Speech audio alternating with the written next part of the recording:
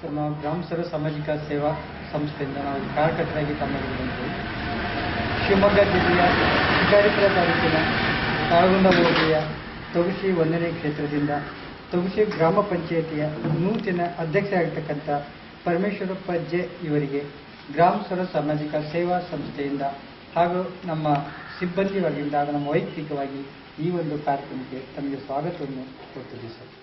ಸ್ವಾಗತ ಸರ್. ನೀವು ಗ್ರಾಮ ಪಂಚಾಯತಿ ಅಧಿಕಾರಕ್ಕೆ ಬರೋಕ್ಕಿಂತ ಮೊದಲಾಗಿ ತಮ್ಮ ಊರಿನಲ್ಲಿ ಏನೆಲ್ಲ ಚಟುವಟಿಕೆ ಮಾಡ್ತಾ ಇದ್ದೀವಿ?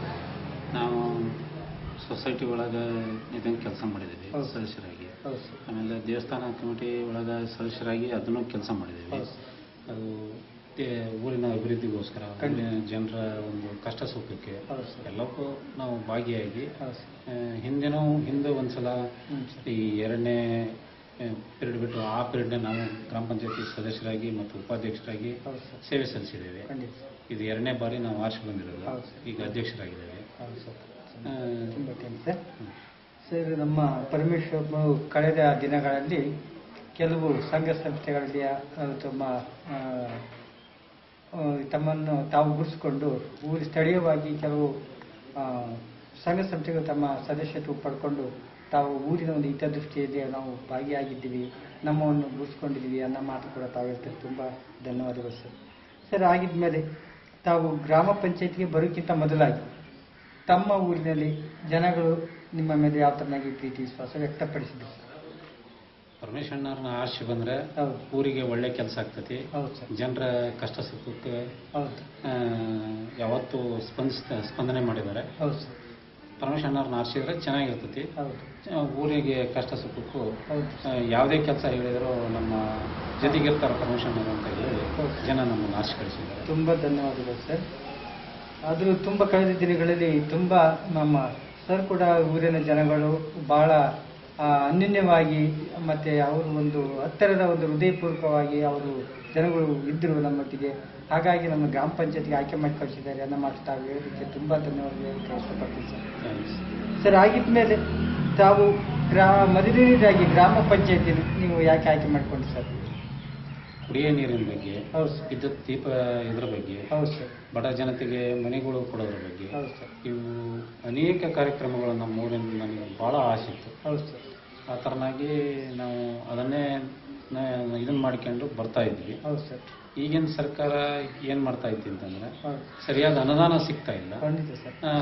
ಬರೀ ಪಂಚಾಯತಿ ಗ್ರಾಮ ಪಂಚಾಯತಿ ಕೋಟಿಗಟ್ಟಲೆ ಕೊಡ್ತೇವೆ, ಅದು ಮಾಡ್ತೇವೆ ಇದನ್ನು ಮಾಡ್ತೀವಿ ಅಂತ ಪೇಪರ್ ಸ್ಟೇಟ್ಮೆಂಟು, TV ಮಾಧ್ಯಮ ಅವೆಲ್ಲ ಬರ್ತಾ ಇದ್ದಾವೆ. ಆದರೆ ಅದು ಯಾವುದೂ ಬರ್ತಾ ಇಲ್ಲ. ಆಮೇಲೆ ಈ ಗ್ರಾಮ ಪಂಚಾಯತಿ ಅಭಿವೃದ್ಧಿ ಮಾಡಬೇಕು ಅಂತಂದರೆ ಈಗಿನ ಒಂದು KAB ಏನು ವಿದ್ಯುತ್ ದೀಪ ಏನು ಬೀದಿ ಲೈಟ್ ಐತಲ್ಲ ಅದನ್ನು ಸರ್ಕಾರನೇ ಭರಿಸಿದ್ರೆ ಭಾಳ ಒಳ್ಳೆ ಕೆಲಸ.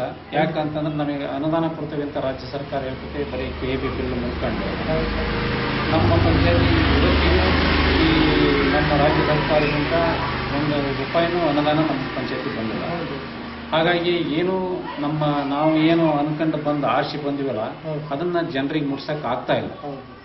ನಮಗೂ ತುಂಬ ಧನ್ಯವಾದಗಳು. ಯಾಕಂದರೆ ನಿಮಗೆ ಸಾಕಷ್ಟು ಉತ್ತಮವಾಗಿ ಜನಗಳ ಸೇವೆ ಮಾಡಬೇಕು ನಮ್ಮ ಮೊದಲಿನ ಹಂತದಲ್ಲಿ ಅಂತ ಹೇಳಿದರೆ ಸಾಕಷ್ಟು ಅನುದಾನಗಳು ಬೇಕಾಗುತ್ತೆ. ಅದು ಇವತ್ತು ನಮಗೆ ದೊರೀತೇ ಇಲ್ಲ ಅನ್ನೋ ಮಾತು ಕೂಡ ತಾವೇಳೋದಕ್ಕೆ ತುಂಬ ಧನ್ಯವಾದಗಳು ಸರ್. ಸರ್, ಆಗಿದ್ಮೇಲೆ ಇವತ್ತಿನ ದಿನವಾಗಿ ನಮ್ಮ ಜನಗಳು ಆಯ್ಕೆ ಮಾಡಿ ಕಳಿಸಿದ್ದಾರೆ. ಅದು ಉತ್ತಮ ನಾವು ಸೇವೆ ಮಾಡಬೇಕಾದ್ರೆ ಈಗಿರುವ ಅನುದಾನದಲ್ಲಿ ನಿಮ್ಮ ಕೆಲಸ ಕಾರ್ಯಗಳು ಮಾಡಿ ಪೂರೈಸಲಿಕ್ಕೆ ಸಾಕಾಗುತ್ತೆ ಸರ್? ಸಾಕಾಗಲ್ಲ. ಈಗ ಇಲ್ಲೇ ತಾರತಮ್ಯ ನಡೀತಾ ಐತಿ. ಮುನ್ಸಿಪಾಲ್ಟಿಗೆ ಬೇರೆ, ಗ್ರಾಮ ಪಂಚಾಯತಿಗೆ ಬೇರೆ. ಸರ್ಕಾರ ಹೇಳೋದು ಗ್ರಾಮ ಮಟ್ಟದಿಂದನೇ ಇದು ರಾಮರಾಜ್ಯ ಆಗೋದು, ದೇಶ ಉದ್ಧಾರ ಆಗೋದು, ಏನೇ ಮಾಡೋದಾದ್ರೂ ಗ್ರಾಮ ಪಂಚಾಯತಿ ಮಟ್ಟದಿಂದನೇ ಬರಲಿ, ಹಳ್ಳಿಗಳಿಂದನೇ ಬರಲಿ ಅಂತ ಸರ್ಕಾರ ಹೇಳುತ್ತೆ. ಆದ್ರೆ ಕೊಡೋದು ಮತ್ತು 0%. ಅನುದಾನ ಸರಿಯಾದ ರೀತಿ ಒಳಗೆ ನಮ್ಮ ಗ್ರಾಮ ಪಂಚಾಯತಿ ಮಟ್ಟದಲ್ಲಿ ಬರ್ತಾ ಇಲ್ಲ, ಏನೋ ಅಭಿವೃದ್ಧಿ ಆಗ್ತಾ ಇಲ್ಲ. ಹೌದು, ಒಂದಿದೆ ಹೆಚ್ಚಿನ ಅನುದಾನಗಳು ಬೇಕು ಅನ್ನೋ ಮಾತು ತಾವೇಳೋದಕ್ಕೆ ತುಂಬ ಧನ್ಯವಾದಗಳು ಸರ್. ಸರ್, ಆಗಿದ್ಮೇಲೆ ನೀವು ಇವಾಗ ಗ್ರಾಮ ಪಂಚಾಯತಿಗೆ ಆಯ್ಕೆಯಾಗಿ ಸುಮಾರು 1 ವರ್ಷ ಕಳೀತಾ ಬಂದು ಸರ್. ಈ ಒಂದು ಹಂತದಲ್ಲಿ ತಮ್ಮ ಕೆಲ ಚಟುವಟಿಕೆ ನಿಮ್ಮ ಕ್ಷೇತ್ರದಲ್ಲಿ ಏನು ನಡೆಸಿರಿ ಸರ್?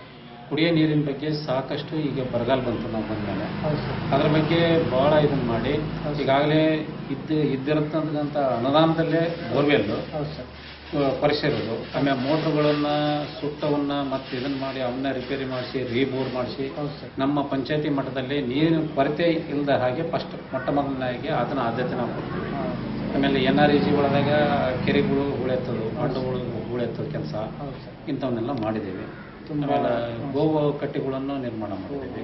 ನೀರಿನ ತೊಟ್ಟಿಗಳು ಗೋವು ಕುಡಿಯೋದಕ್ಕೆ ಬರಗಾಲ ಬಿದ್ದರೆ ಯಾವ ಕೆರೆ ಕಟ್ಟೆಗಳಿಗೂ ನೀರಿಲ್ಲದ ಸಲುವಾಗಿ ಊರಲ್ಲಿ ಒಂದು ಎರಡು ನೀರಿನ ತೊಟ್ಟಿಗಳನ್ನು ಮಾಡಿಸಿದ್ದೇವೆ, ರೀಚಾರ್ಜ್ ತೊಟ್ಟಿಗಳನ್ನು ಮಾಡಿಸಿದ್ದೇವೆ. ಆಮೇಲೆ ಮುಖ್ಯವಾಗಿ ಬೀದಿ ಲೈಟು ಮತ್ತು ಕುಡಿಯೋ ನೀರಿನ ಬಗ್ಗೆ ಬಹಳ ಕಾಳಜಿ ವಹಿಸ್ಕೊಂಡು ಇದನ್ನು ಮಾಡ್ತೀವಿ. ತುಂಬ ಧನ್ಯವಾದಗಳು ಸರ್.